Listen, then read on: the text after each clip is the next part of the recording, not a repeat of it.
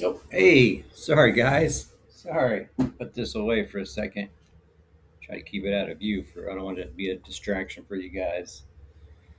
But hey, I appreciate you guys joining me for this week's Safety Toolbox Talk. I hope everybody had a great Christmas and New Year's break. I know I did. It was nice to have a little time away. But with that said, we're going to get started. And from here on out, we're going to have a safety video every week. And I appreciate if you guys can get the signed forms saying that everybody tuned into these videos back to me. So, with that said, as far as onboarding, the last couple of weeks, Michael has not brought on any new hires for the past couple of weeks. We did lose one site load specialist at the city sites.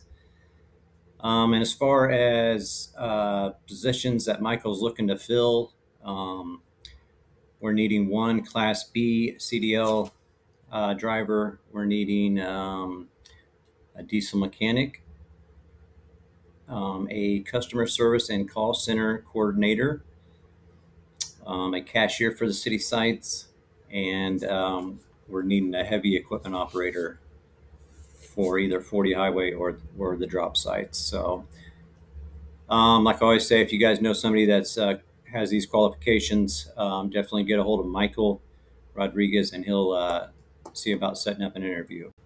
Okay, for this week's safety topic, we are actually going to go over some injuries and accidents that happened in 2025. So I'm going to bring up my spreadsheet. The big one for me is always going to be this one right here. There's not a lot of information on here, but these are the injuries from 2024, 2025. As you can see, this number is 4. We did have 4 injuries, which is outstanding for a full year with 90 something employees and for what we do. But it actually should be 3. We did have 4 injuries, just one of them didn't have to go seek medical attention.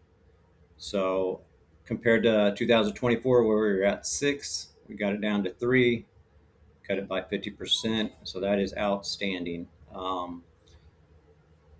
With what we do and the machines that we work around, to only have 3 injuries, and the injuries that had were minor. We did have an employee break the tip of his finger, but like I said, for what we do, and I think that's pretty outstanding. So definitely pat your guys' self on the back for that one. So besides the broken finger, the other 2 injuries that we had were a rolled ankle and an eye injury, just debris in the eye. Couldn't get it out, so had to seek medical attention. So again, great job to every employee that worked in 2025 for maintaining your focus throughout the whole year. I take 3 injuries, as long as they're that minor, every single year. So awesome job. Okay, so now we're going to go through kind of what got damaged, what areas the damage was coming from, departments. So as you can see on these graphs here, 40 highway production did outstanding for the full year, $3,162 in damages. That is outstanding. The grinding department was at $26,675.30. The big part of the grinding department is the rear differentials. We blew out 3 rear differentials in 2025. That's pretty much $8,000 a pop for every one of those. Now, I will say that the grinding department has come up with a way, and it's been working to avoid this, avoid breaking rear differentials. So they're on a good run right now.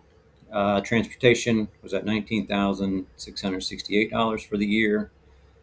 Nebo Hills, I'm sure everybody knows Nebo Hills had the big accident with the loader, the bending of the frame. That was at 77,000. So the city drop sites were at $3,895 in damages in 2025. If you look over here, you can see a little graph here. Let me try to shrink this down. As far as percentages, with the big accident, Nebo was at 59.1% of total damages. Transportation is at 15.1%. Grinding department was at 20.4%. 40 highway is at 2.4%. And the city drop sites were 3% of total damages in 2025. But I did take out the big frame damage at Nebo Hills, and if you take that out and look where we would have been, I mean, Nebo goes from 59.1 to 3.5% if you take out that frame damage. That would put the city drop sites at 7%, transportation at 35.6%, grinding department 48.2%, and 40 highway production is at 5.1% without the loader frame damage. Also wanted to kind of show you guys just a little breakdown of what was damaged.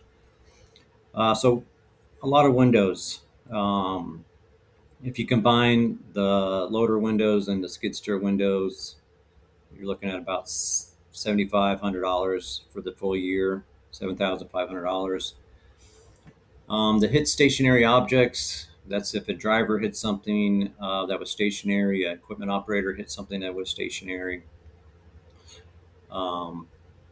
That's at $13,766. We had tarp damage of $250.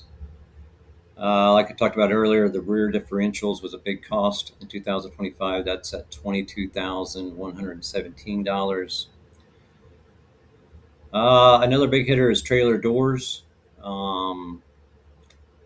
Mainly just forgetting to open the doors before you engage the PTO for the walking floor trailers.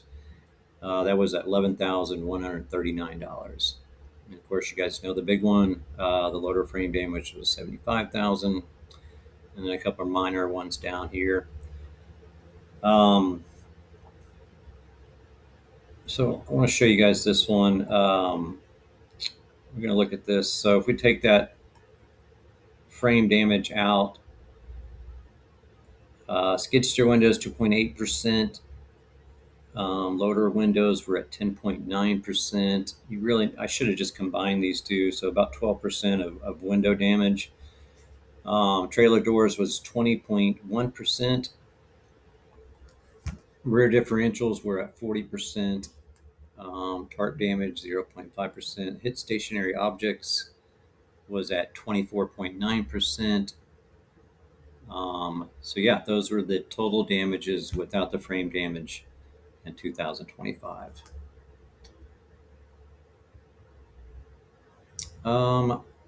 Another quick thing, if you wanted to see it by the month, as far as damages, January $3,000, $3,500. February $77,469.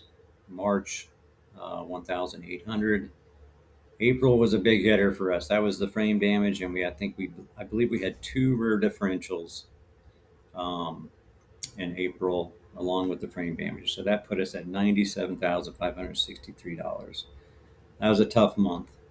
We did come back with a great month in May, $753 in damages. June, $2,700. July, $3,500. August was outstanding. We didn't have any damages. September, $801.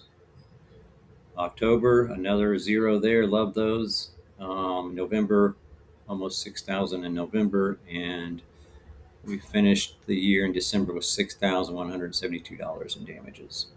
So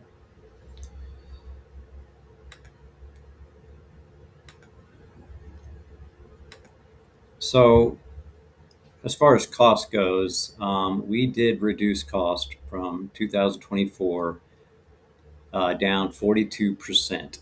That is a huge, huge leap. Yes, we are still spending quite a bit of money on avoidable damages, and I definitely think that we can improve on in 2026.